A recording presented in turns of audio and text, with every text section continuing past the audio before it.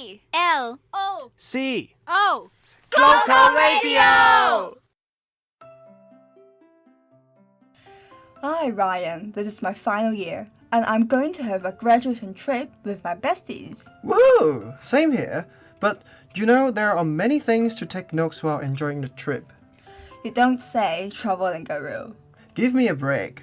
The theme of this episode is traveling tips and taboos. All our teammates are working on it, and I'm sure that you have never heard of some of these tips. Yeah, you win.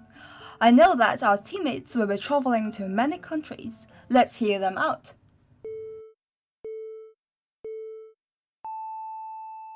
Hi, Gordon. I'm planning to travel to Malaysia and Singapore. I know you were born in Malaysia. Can you tell me something I should be aware of? I moved to Hong Kong when I was young, so I don't really know a lot of things about Malaysia. But I can try to tell you some. Any specific custom you want to know about? I know there are some special customs for presenting gifts. What do you know about that? And should I speak in English in Malaysia as I can't speak Malay? Right, the first thing you should know is that giving gifts to different people requires different etiquette. For example, if you are giving to a Malay, avoid toy pigs or dogs and anything made of pig skin. Be aware that you should offer your gift with your right hand unless it's too large. Okay, how about the language? Most of the people there can speak English, and the Chinese can speak Cantonese and Mandarin. Some of the people can speak even up to 5 or 6 languages. So if you can speak at least English or Mandarin, you can survive there. Wow, I didn't expect they can speak so many languages. Well, Malaysia is a multicultural country. One more thing you should keep in mind is that try not to bring a handbag or too much cash when you are in public, because the criminals there will sometimes grab your bag while passing by on a motorcycle at a very high speed. They are so crazy. No way, it sounds dangerous. Maybe I should reconsider traveling there. Just be more careful than usual. By the way, you mentioned also traveling to Singapore. Though Malaysia and Singapore are near to each other, I have never been there. Have you researched anything about it? I found an interesting one, but also a sad one. That chewing gum is forbidden in Singapore. I have to give up my dearest chewing gum. Whoa, why? Eating chewing gum isn't a big deal. Just don't stick it everywhere. Oh, that's exactly what Singapore government is worried about. They think if people speak or stick gum everywhere, Singapore will give a bad impression to visitors. But anyway, I'm just staying for 2 days. Speaking of which, do you know that you are not allowed to drink alcohol in Singapore? No, we can drink in Singapore, just not in public from 10:30 at night to 7 in the morning. Oh, really? Why? The government chose to wrap up alcohol sales at 10:30 to coincide with noise and disturbance regulations around residential areas. If you get caught drinking in the public area, a first-time fine can be up to $1,000. Anyway, I won't drink. Nothing to worry about then. Hey Ryan, I heard you love Japanese culture as mentioned in the previous episode. Yes, I'm addicted to it. I've always been wondering how my life would be if I were living in Japan. Yes, Japan is a famous tourist spot for Hong Kong people, especially for my parents. They visit Japan 3 times a year and never bring me along with them. Don't be sad, Faye. Let me fill you in on Japanese culture to compensate your loss. Thanks, Ryan. Let us go into the world of Japanese culture now. Yay! So, shall we start from the dining culture? Oh my god, I love Japanese cuisine. All those A5 quality beef sounds so mouth-watering. Wow, that's a heaven on earth, especially when we grill it. Is there any courtesy for eating that we should follow if we go to Japan? Yes, of course there is. In Hong Kong, we always eat the street snacks while we're walking. However, in Japan, eating street food while walking is seen as impolite. So what should we do? We should finish the food in front of the snack shop instead of eating and walking along. How about drinks? Do you mean sake? I don't often drink it in Japan. For drinking sake, one shall not pour the sake for yourself. You need to wait for others to fill the cup for you and say kanpai together. Wow, these are norms that we wouldn't have known. Thanks for your information. But What are the tips we shall follow when we are enjoying the hot spring? Ah, I know. My favorite activity, going to the hot spring. That's good for women, you know. When you're ready to enjoy the hot spring, named onsen in Japanese, remember not to jump into the hot spring directly. You shall first bathe thoroughly. More importantly, never bathe after enjoying hot spring. If you do so, you will insult the owner by implying that the hot spring is dirty. Wow, I have no idea. I will pay extra attention to this when I travel to Japan during the semester break. I'm so envious. I would like to visit Kumamoto because I love the doll of Kumamoto. Kumamon, it's so cute, you know. Yeah, Faye, you can go to the Kumamoto with your boyfriend during the semester break. Imagine walking to the temple there through beautiful bridges. How romantic is it? Oh, no, definitely not. Why not? In Japanese culture, a couple holding hands and walking to the temple through the bridge together symbolizes that the couple will break up soon. This really sounds sad. No worries, Faye. There are a lot more places for you to explore in Japan. Gigi, I suggest you going to Shikoku. It's a marvelous place for everyone to explore the nature. Sure, apart from eating and shopping, going into the nature is an alternative to experience Japanese culture. その通りです。Sorry. I mean, that's exactly what I meant. So, let's experience Japanese culture together.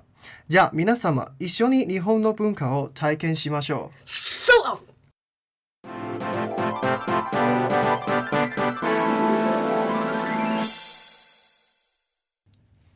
Our France looks so nice. Why all of a sudden? I was just Googling traveling tips to France. My dream is to visit a country of romance. I've already added visiting Paris to my bucket list. Actually, I've traveled to Paris last summer. What? How can you do that? With whom? Okay, slow down. Yes, I have my Paris trip with family last summer for a week. Oh my god, I'm so jealous. You are going to Vietnam this Christmas, and now you tell me you have already been to France. Yeah, I'm traveling to Vietnam to volunteer under the program called the Glo-Co Fellowship by Youth Square and Votre. So, what do you want to know about Paris? Absolutely everything. Maybe just start with the two places you like the most. As you said, Paris has such a romantic, artistic, and historic atmosphere. Obviously, the answer must be the palace and the museums such as the Louvre and, of course, the Eiffel Tower. But... Well, my pick would not be one of the obvious. I would have to say my favorite place is the Sacré-Cœur and the Arc de Triomphe. I heard of that.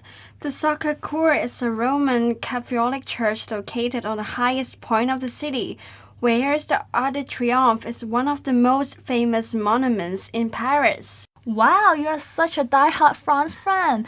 Yes, they are both my favorites because the view up there is breathtaking and the grass before the grand church along with the clear blue sky is just spectacular.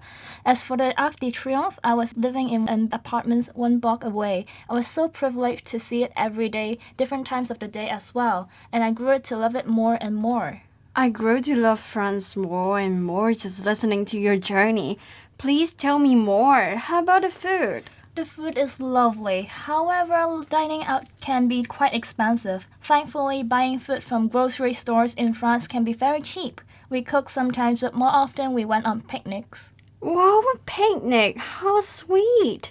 You can have it in a park, the size of the canal, or just outdoors and watch people go by. What else is more French than a picnic? Exactly. People in the local market are friendly enough, and the cheese, bread, fruits, and meats are wonderful. What do you mean by the French being friendly enough, though? I mean, now that I have few friends in France, admitting to what I've observed, they love their own language, so it is better for us to know a little bit French before visiting. I only know bonjour. Then say bonjour whenever you meet people you encounter there. It is truly one of the best icebreaking attention getter you can say. Then bonjour to you, Carmen. Merci, bonjour to you too, Wendy. So what else do I need to know? I would say you do have to mind your belongings, as tourists are the easiest target for pickpockets there. Got it. So, in short, the best way to enjoy France is to keep your eyes on its cultural wonders and a croissant in one hand and your wallet in the other. Exactly. Bravo. Hi, Bobo. Thank you for the souvenir from the Big Apple, a classic I Love New York t-shirt.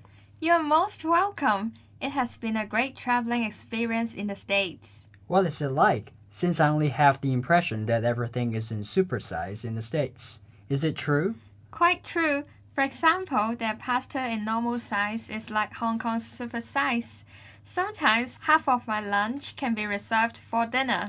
Wow, that's a lot.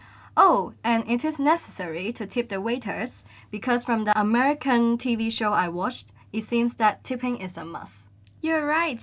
The tip is double the tax, so it's around 15 to 20%. Some restaurants even set their basic tip at 20%, but it turns out that no tips are needed for takeaway, which is a relief for a student like me. I also heard that the security of tourist spots is very strict. What do you think? Indeed.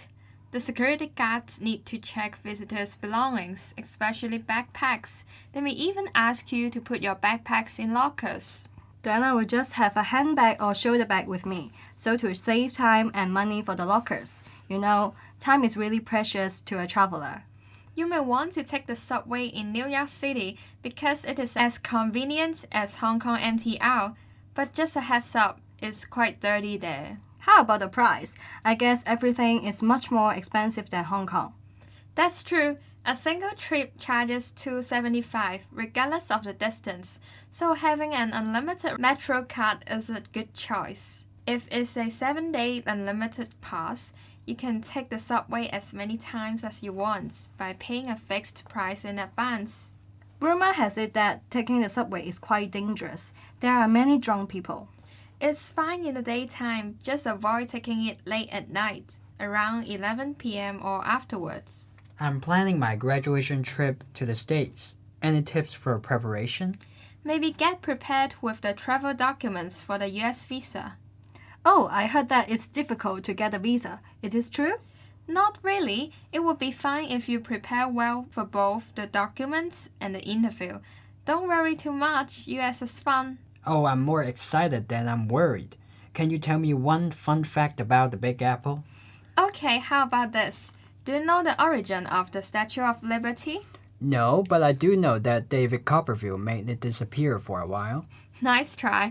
The Statue of Liberty was actually a gift from France in 1886. Oh, really?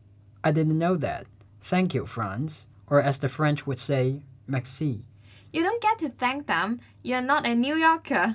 Yeah, well, I thank them for giving me a tourist spot when I travel there. Haha.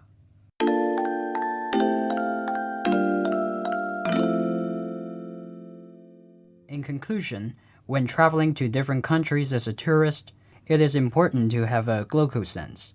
Understand the different cultures, know how they are different from your own, and enjoy a foreign lifestyle for a week or two. So I heard that our next episode is inspired by you? It's kind of a funny story about me mishearing things yet again. What do you mean? Well, when I walked into the Glo-Co Radio team meeting as usual, they said that you and I are in charge of the part about Friends for this episode. Friends? As an American TV show?